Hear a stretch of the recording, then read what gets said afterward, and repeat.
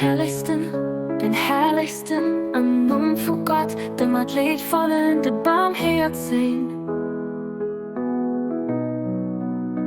Gelöft das Gott, den Herr von aller Welten, o Herr mein Gott, mein Hafen am meinen Dach.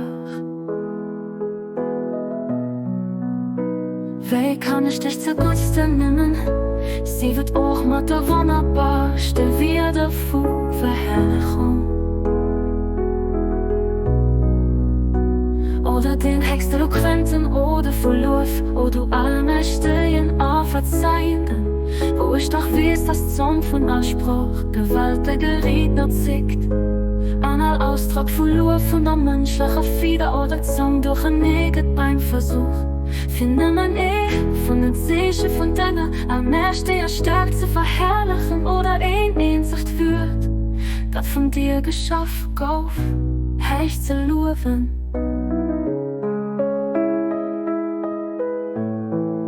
A Wirklichkeit sind Völker von der Welt vom menschlichen Verstand gebracht bei ihrem Versuch zur Atmosphäre von denger göttlicher Herrlichkeit da abzufleien, an Spanne von einer Abbildung drängen, nicht absolut, nicht fertig, regiert zerbriechlich, Netzer ob den höchsten Spritzen und Baldachin von denger Wissen zu wieben.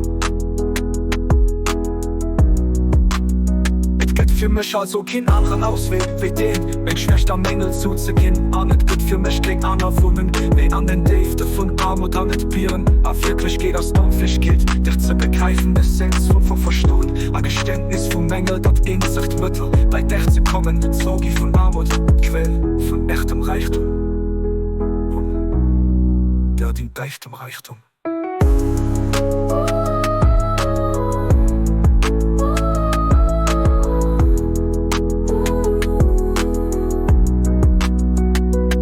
Steh mir an Dingen, ob richtige Gänger gnädig zur Seite an eiserner Werfung. Für und länger helle Schwellen, stärker eisern Eisen bieten, undenkentlich hellisch geht, aber Fisch Eis, damit der Hand unerwürfig. Für und der Tief und länger, geht sich durch, stärker Schritt ob Dingen Bart. Oh mein Herr, da macht mein Herz, helmerte Lichtstrahlen, die vom Himmel von Dinge Geheimnisse aufschenen. Erfrischt mein Tisch mit der Buche in der Lüftchen, die aus dem Paradies von Dingen, nach nur an Dinge Verzeihung bläst.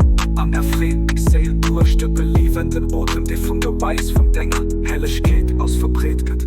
Lass mein Gesicht strahlen an der Welt von Dinge, in Hatern erlaubt, dass ich zu Dingen, ob Richter in Dinge gezielt gehen, und zu Dinge kniechte Gehören, die fest als sicher stehen.